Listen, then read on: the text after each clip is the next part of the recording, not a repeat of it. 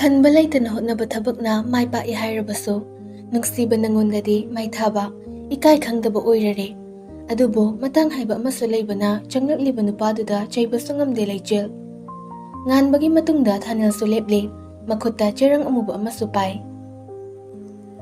masagi birthday niga kaujarabani loina kana amatana ningsingdrabani memchana ahima kaubu kawine ichagi popu numit niko mamagi machane haiba nattaba machagi mamani haibada chap hek chai memcha harau harau nga du da mityeng thamlaga ibungo birthday gift ro thanilna natima sida thonglaga akoi pulap chase na purakpani nga yen yam khrazani akoi tausne leirese memcha masado mathumarang hori nganbadagi nga du lawi kadai thengkhrani ichanu pida semhalage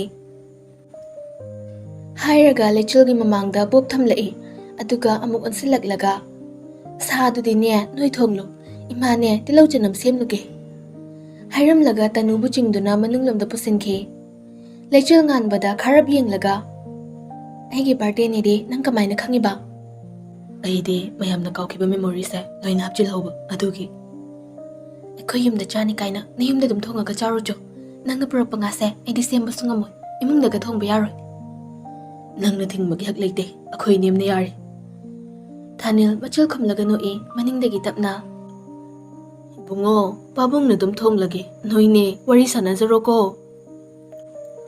nganba pakhatna maningda onthore mana haikibadu taramladra khanbani chungnaba nate asengba makso tahoribani adubu thoibana pamba maya haido oibana nokmi ngado mana paige tawbaga lichilna kanthalai pabong chalomta kadai semge machinda tapna soli khangniba nang aina thoibana nangse ngangna ngamjaba zat nateda nganbado onsilaklaga bungo hai thanil nangga tawragane thongminaroko maningsida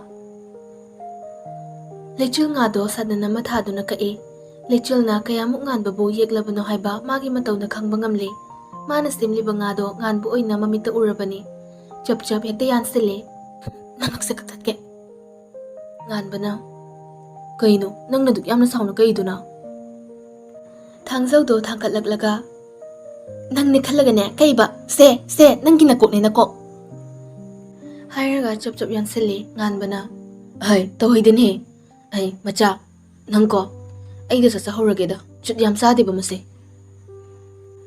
hairaga maninglomda yam thuna makhong thangduna chatkhre ma hek changkhibaga ngasa hidak lebiruge chatkhiba loyaso sa changlei nobidi tanja tuda tanusu mapanda thoklei loyana nobe sida lause malom se tayo tanu mapung amagom khudani makni poise nada kamain tai duino se ai taibige kadaino tanugi makhoto loyana molom taibi tanuna dada nasigi chegi birthday ge chakcha khuo dhalidai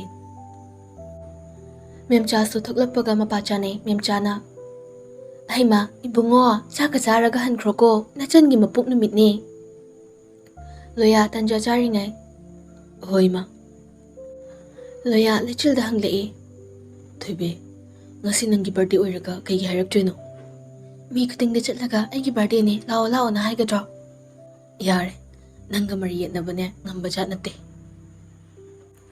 ngan thoidi kadai de chatlibano leiramde ma leiramlabadi mari mara kharasu townaba yarabani lechil semliba nga da loiraduna imungda pusinkre loya manguluda famde tanusu leiri loya tapna khajik jingnaba maongda hanglei naube thongana khami bugari se kanagino asi black sira dangan bagine loyana jingnaba adu chumna hairakpadudade maithongdo hena sukchinkhre lechil su thoklaklaga nachina naw ngasidi chapukham amatada cha tabanine yam chaninglabani na loya lechil don silaklaga thobe ai chatlage ore nimidang wina sase ai gide ayuk sina loire ai nungsidaina adudi chamina bada kai ge ha tanu machede yenglaga hainaringai thonggaldagi nganthoiga hiyaiga su changlakpado makoina ure loyadi areikei pomkhre lechilde nokningbada loirabani khangma ngamdaduna makhol thokna nokthorei Sireda aidi. Sine chak chabrabo ukham langnaraktoira kaino. Nganthoi makhoi nupa ani dubo sauninglabasu loyadadi khara phai. Aduna adum tapna kaure. Loya nang laira. Auche. Hiyaida mamituna yenglaga tapna makhatare. Imana sida chak sakhrasena. Nganthoi chimbal dumo noktuna. Hoi. Adudi famamuko. Lao hiyai. Makhoi ini changkhre nganthoi mamada sauna. Kaini ma nangna loyada chak sa se kaina hairubra. Memcha thosa dahari. Kaino mi mane khigi hotnari mayam sida chak chara matang cha se haibada nangna du gyamna nating phudo ke sauri duna kaigino. Hiyai se yaudoi habanida aina korubani ba thoi ki birthday gi. Adu kai dauragi pula pisaraga loire ne. Pisani pisa horono. Ai diba thek haizararoi. Hairaga maninglomda thoklakpada nganthoi hena I haplare. Thanelga nganbagana wari sana hinjang thonglibado ubada. Imungda mamagi manakta fat amuk changlaglaga. Ima, asigi hingchabasisu nangna muk hairaba. Karino, ay bu hingchaba muk haikidro, karino ne. As, ay na haidi nganbase. Haidi yari bro, hinjang singse mana lirak pangaktani ne. Ngathoy sauna. Nathibong do laraga layo, mina kinong pisaga hairadi, akhraga salo yon thok pangamdori ne. Handakti memcha magi khonda thina chaibudo hore. Nangse phaina ina khalambane. Nang kainom sum tawsilai. Namada phawbana chindo on dana khomlakpa ama yam kanna kalliye nang. Nganthoi chakhomdo oina phachangke mamana ngangladi ngasigi leplare khangbana hiyaida tapna chirol tore. Hiyai nangna ikhoi lechelga yam thina kinagadaba. Ani se pating phudo ke sawangadabani. Makhoigi saga manabalam chatse. Ima pabung hoidane loina khangan gadaba. Oi chethoi. Lechel maninglomna thoklaklaga. Nathania nangi chak so hape.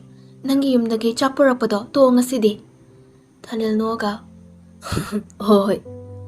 Ngan batap naire. Birthday ki flavor sidana. Lechel wakhal ngai hak tawraga. Mamba horen chaba thakpa loiraga oina leurase.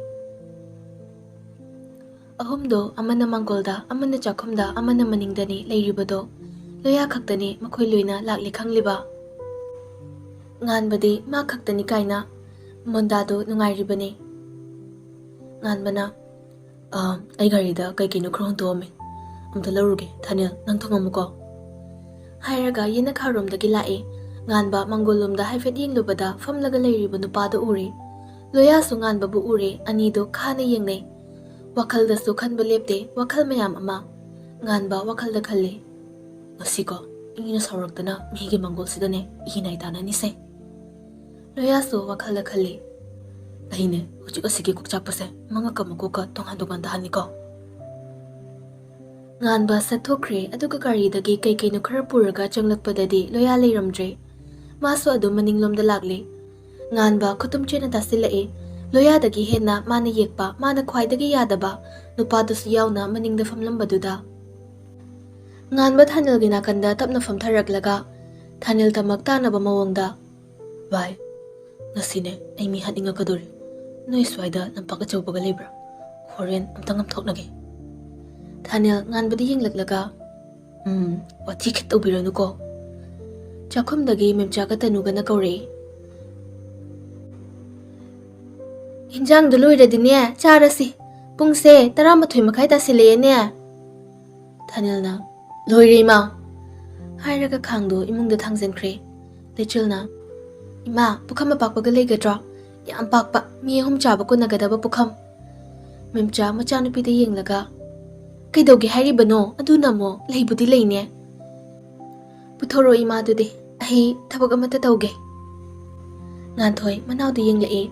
Thoibasuni haina pukhamdu lawraga chakdo thire. Aduga nupa ahumdugi mamangda thamlae. Lechilna. Nakhoi hum sida chaminaro. Thoibana. Macha thoibi nangbu kaino tawridubo. Nungairoi na chaba amamamda pizza sidana. Babang na khangpot nate. Nakhoi hum ne atuda chagadabani. Yadaba mido horen. Ahummak yamna sawni yengne. Aduga pukhamdo makhol thokpa makhai chingsinkre. Nganthoina. Thoibi, hiyai makai bige. Je, yaroi na. Tanuna. Chicho, taujar san, sono chubisine taurise. Thanel makwanga metlaga. Adudi, aina kadai da jaw haibanoba. Lechil na. Da Thanel na, aiga charase. Ani dudi koina balaite. Lechil ga Thanel ga famlaga chaba hokre. Ahumdo tumin famduna lay. Makut ka hamlaga. Lechil na. Noi chaning draba. Ahumdo wahangdugi pakum oina momonok laga. Hinjang haithaba hokre. Mamito faina yeng naraga chai. Mayai thanglibado hiyai ne. Hiyai gi mapandagi mahi khazit chentharakpado ngan bachak na pallama semduna khasili. Lechil nokning bana diluirabani. Mayamdo chak chabaloi nakre. Mangolda makhoi famle. Ngan ba lechil dana bahire. Lao macha. Nang nangasai chap to ga sa sabado. Chalasi lao. Wahiduna hiyai loya sawan ba fawan birare hiyai na. Toibi, dukan tho silaw, kinum lebige. Lechil so tawgi matagong. Hoy da hiyai, noi di lao idro. Anido makut haire lao haibagi matawgong. Lechil ga hiyai ga chat pahokre, ngan ba wakhalda fataba wakhalam silai. Aina sumaina leiringai, mana tanja lauruga pukrade. Chattaba yade. Loya su wakhalda khalli. Mana thoibibu tumina pukrade. Ahidi mangjahunida. Ani maghagwatlaga makhoi matung inarae. Asum lakpana gul muhur pambi tuki makhada thariba famduda famthakre. Lechil na. Kainu leituise leiro, ay wari sita pamamage. Apambado khalu laudana. Ay wari da hiyai nangi apambada adum leiro. Ahumdo pulab dukan tamna changsinkre hiyai na. Ine, Uncle Chip ani. Aduga kurkuredo mangamuk piro. Loyana. Ine. Atang baca put kay luina pipiro. Ngan bana. Ine. Dukan sa dayari buput kay luina pipiro. Ahando na. Imbungo na koy su pagi di ontok na hayhe. Ngan bana. Pagi na tiye ne asengba ni luina pipiro. Layar ba mina amani lay do sarok ay na luina lay zakrage. Maruy na hiyay dani mana hayri bado. Hiyay su layar macha hayba wahay do dani mana yam na sawri ba. Hiyay na. Ine, ina kan mami kaisa sakyam tinta khatpani. Napan nga diloy bazan. Numindang yaorapaga vendar hana thiba kangbugado. Khangidana, aduna yambani. Ahal dasu kari no khara yomlaga. Chumme, icha hiyay na hayrise. Ngan ba hiyay da pirakpa achapato fatmulaga lechulga manakta yamna thuna changsinke. Semacha, nang hayeng day thabak chatoy niko. Nang nanay gadaba city convention da. Ayengoy na libirage taydo ay chatlage ko. Lechil tapna. Kaidawrage hayrise. Ngan ba na kumjungay hiyay ngan ba da kawri ngan ba hantok laga tuy hiyay na. Aduk pukchil pitpa. Aduk nibusita ba. Ngan ba makadagi hugot kitawi hiyay ngan ba bu manang ganda ni laga namsili. Lahir ba ko'y sumini. Noy daw na nisaga pagchasaba mi do malurabo. Ay ko'y su khutpali panggalkali kanga ba. Lechil tumini yeng do na lay, dukan gi ahal do di manang da famlaga lay kiba na ude. Loya su yaw silagde, ngan ba magiting sukpi oikre, hiyay ki makhong do makut ani na janglaga lay tiki, hiyay makhada duki, yamna sauna ngan ba hiyay ki mamayda makhong do na netlaga. Ngasi pao ba, ay bu mi matana namlaga thamnaktribani. Aduga, karisu laytaba, tingkang gumba na su, ay bu nanggina kongsina netlaga su thambasay. Lechil hiyay budi nungsi bana fukakut laga ngan babu into e. Ngan ba, nang naurabo? Na hiyay, si, hugalo. Hiyay tap na hugatli. Lechil ngan badu unsilag laga. Kaino ngan ba, nang naghalise? Nang bumiro, natraga saro. Nang gitapag to, ay taoroy. Nang gasum leminaradi, ay gitaway se. Mangki basu kanana kangne. Loya do unsilaga. Na loya, nang nahiba tapag to, ay taoragi. Ngan ba ngasi di sauri. Lechil na mangunda bibara mata sunapta ngan ba hay na kaubado. Hana mamba kaubado di matasing na karisu kalude. Ato po ngasi di masauri. Wa matangang lamda chatkre. Loyaso tap na afabasadon hayre. Bye, sopro. Hayraga makuto na hay feting lai. Hiyay loyagi makuto fat kantoke lechil na. Dayay, nang sukay no. Mina pasan hangladi pasan hay bayadro. Hiyay amuk tapna, sorry bye. Loya lechil doon silaglaga. Adude lechil, ay chalage, ko namuk lagi. Oy da loya. Loya suchot kre lechil machin nangangang duna hiyay galakminay. Manasu mi usitaba. Ay napanahin ni drasu kasik-kasik sumkaw babun bataw basida mayam hinjilay. Hiyay su tanja boy na. Aduni, nang nayaragadi magagaw na urano ba? Manay bulayra ba tumit kang haibado nang nungay bro? Lechil hiyay gimitagi sintaragliba semjinarabra asengbra kangdaba pirangdo magkutuna tamna day thokpe aduga. Ay magagaw na na bahot narage. Ma apaba minate. Manggolda machi hoy famlaga leirami nganthoi hiyay gi machin khara kairaga makhong sigli lakpaduda. Kidori hiyay? Lechil na oina mapata na ba? Ho, nang mayam na tawzaba, nogi ngan ba doon na niya, tawramli ba ni? Ihingo ba, may bukis sulay na, asum na pubiramli ba si? Thoy ba, hiyagi saktambo mun na yengi, kariya matadi machindagi hayrakte, ngan thoy na. Ay na haydro, maha niya, matung manaw ikoy giyum daga niya, tsaka halaka na. Maha layir kay mong sa, asok apan sumhenchilaka ni. Memchana, hiyay, nang busaw ning bro. Sauning diday ma. Thoy badi karim hayram da changkre, hiyay bu mayumda thindok luraga ngan thoy manaw bu ngangli. Masida nang natabak to, tok ninja ba ni ba? Hayeng niya, tabak ko chat payaroy ko, to kada ba ni? Ay so, laaroy yan haydok ba ni? Sanari ba wado tabada mapathoy budo sauna?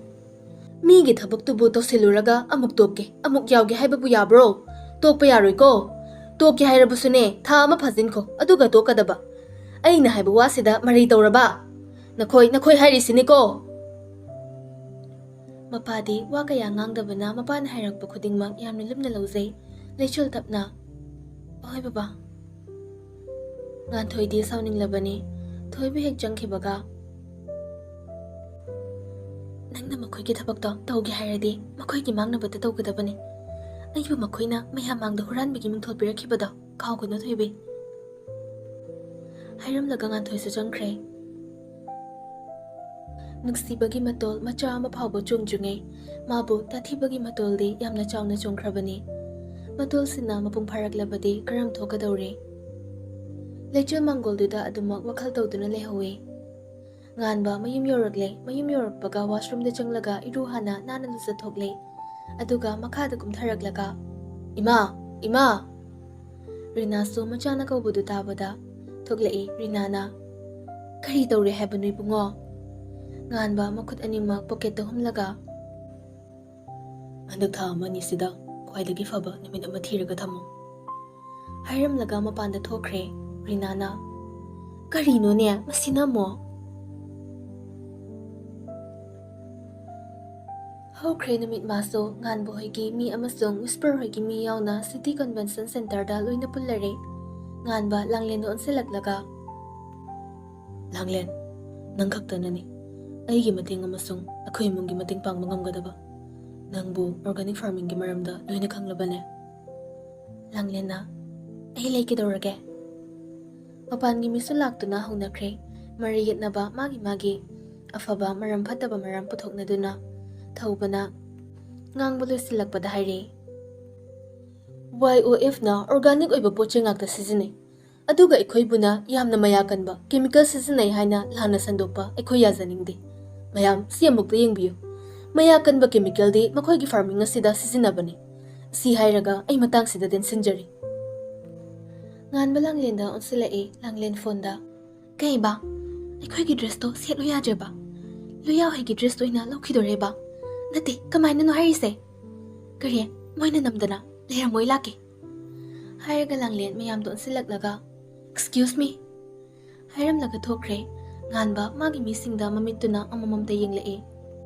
Adubo magi mising do ang matahugat luyadre, asom dagi foreigner do na. Adudi, ako'y nalawga da bapot se, haist FP farming da gitar. Aduga, makoy gidamakta $150,000 kay thokli. Iyan na putok na ba, hot na nabigi damakta. Indian rupee da 1 crore something mo oiram ni.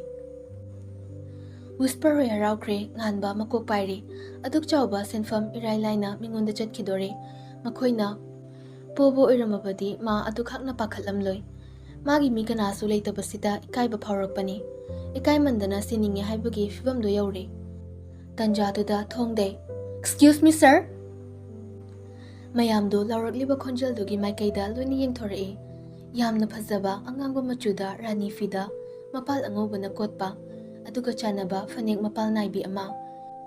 Yamna nana tonglakliba khuningwangbi aduga nusagi samda chilakliba tek lauraga thotlaba takhele. Kadubo sinba thungna mahaki manamna sandokle onthokna su phajeida nuja mahakse. Helakadoribra kalakpa mabu nuksiba nganba mahakna. Phasabido pumhen henbido athoibido kanasu nate mayamgi lechilni lechil.